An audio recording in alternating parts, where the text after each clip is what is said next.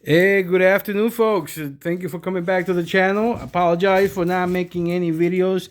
Been busy. I've told you work is first, but I have a couple of video ideas to make videos of. So I'll just knock them out right now, and you watch them whenever. And now, I do remind you to please, if you want these audios to go faster, to go on these settings and just press on 1.25 speed, and the video is going to go 0.25 faster than normal. I speak slower just because I'm just hippie at heart. Anyway, so this one I want to talk about when it matters to look at a pedigree for longer than 4 generations. You know, a lot of times we say that yes, most of genetic influence happens, or you see that in a dog, but it goes back to 4 generations. So 4 generations really are the most important, but it doesn't mean that the other generations don't matter, and they matter more when you basically don't know the first 4 generations. If you don't know about these four generations and you're working yourself, and like maybe you're coming to a different country, or you're helping someone, like this is a real example.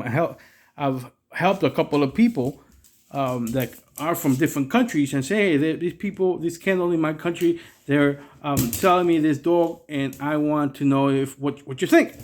And obviously, I'm looking at pedigrees that are generations of dogs from there, so I can't really evaluate by the 4 generations. And here I'm going to give you an example. I grabbed one of those pedigrees for one of those questions that I've received, and I'm going to explain to you how to look at. Well, first, if you don't know how to look at a pedigree, I'm going to work and teach you how to read a pedigree, understand the pedigree, and then I'm going to show you when it matters. When it does matter to look at the other generation, the other 4 generations, let's say. Sometimes up to 8 generations. If that after that, it really it's really hard. But anyway, let's look at this. This is the the wrong pedigree. Okay, here we are. This is a pedigree of basically a breeding people are making in some other country. Okay. And I basically told the guy, I really don't know these dogs. Is it this? No, this is not it. Sorry about that. This is it. Okay. So these are, like, I don't know this breed, who these dogs are. So, and I will look back to the 4th generation to see what it could be. Some of them could give you an idea of what they're coming from. But in all honesty, I could tell them that I could not help them give an assessment according to these 4 generations, because I did not recognize any of dogs. I did not I never heard of those dogs, so I couldn't give them my observation regarding those individual generations. Now, for the individuals that don't know how to look at or read a pedigree, basically this is always the sire. You see the father or the mother.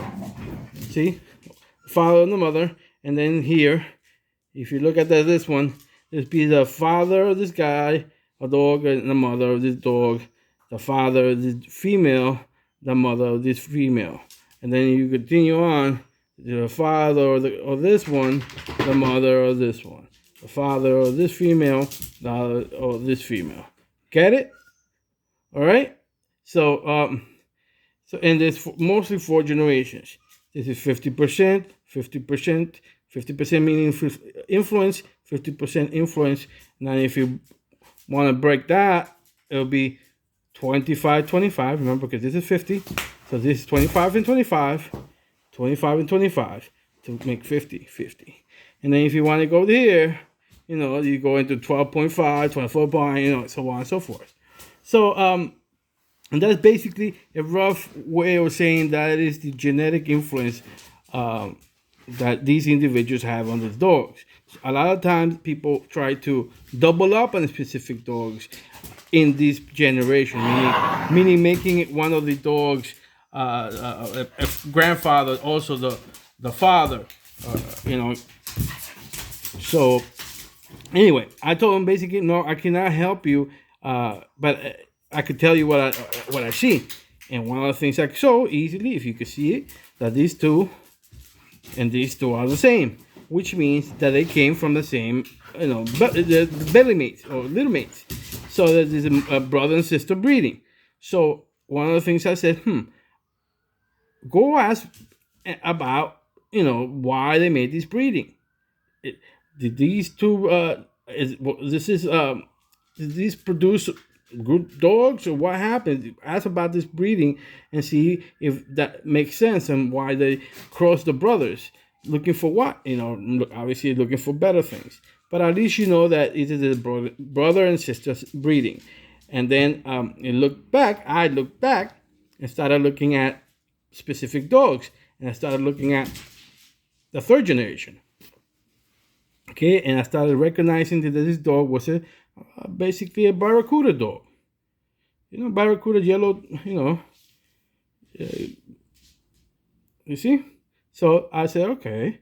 And then I continue. I went back to the pedigree and then assessed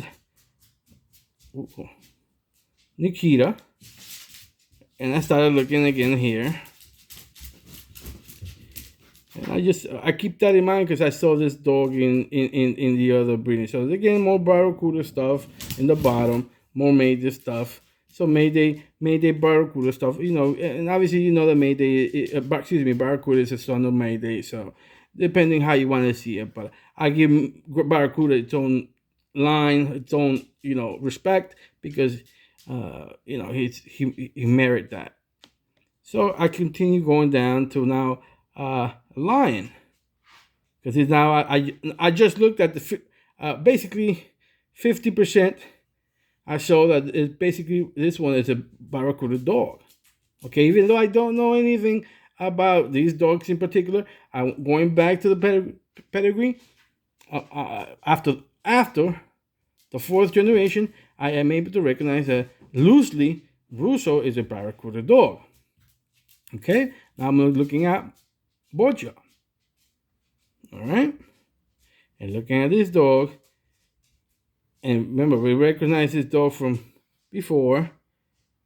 You can see basically that it's loosely Mayday stuff here again. So we made this stuff with this. So some Chinaman. I guess this is some Chinaman stuff around here. So, and that's what it is. Punisher. I'm not sure what Punisher is, but let's take a look at it, because it seems like they were looking at this. Okay, so they were looking for a little bit more of Dolly, Hollywood Dolly influence, I would say. With the bottom of Mayday. So anyway, so you see that it basically continues to be a little bit more of Mayday blood. And then let's look at Fufu. I think Fufu we haven't seen. And Fufu basically is another Mayday dog, or rather a little bit more yellow dog, because I say yellow because even though I see Mayday here, I see Dudley that is a half brother of Mayday.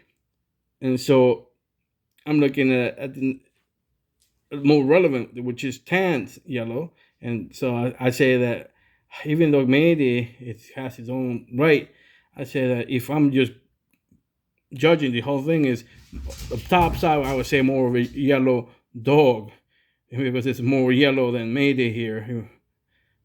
And I guess that might be debatable that I'm not looking at it, but now you see Deadlift here, which is half a brother to yellow. So, and then at the bottom you see Chinaman stuff. This is Chinaman stuff. This is a hippie dog. It's a Chinaman dog. I think these are Brazilian Chinaman, and what is it? I can't remember what all the stuff is, but I guess this is for mouth, and maybe that's the reason why it's black. And basically that's what I gave him. I gave him the information that if he was looking, if the guy was looking to continue this from this grabbing this puppy, and he wanted to continue on and breeding to something that makes sense, that he should be looking for dogs uh, um, bred by through Barracuda, looking for closer to Barracuda than what he has, and basically the dogs that have had some sort of awards or something, just to make sure that the dogs are physically, up to par. Because if the dog isn't working somehow, the physical part of checking the dog, meaning for many breeds you have to check the hips, try to check these out. But if you work the dog, you exercise the dog, sometimes those issues come up. But if you're not doing anything but just keeping it on a chain and just doing nothing but breeding, you won't see those genetic defects. So anyway, I hope this is enjoyable to you guys. This is Tony Montana. Until next time.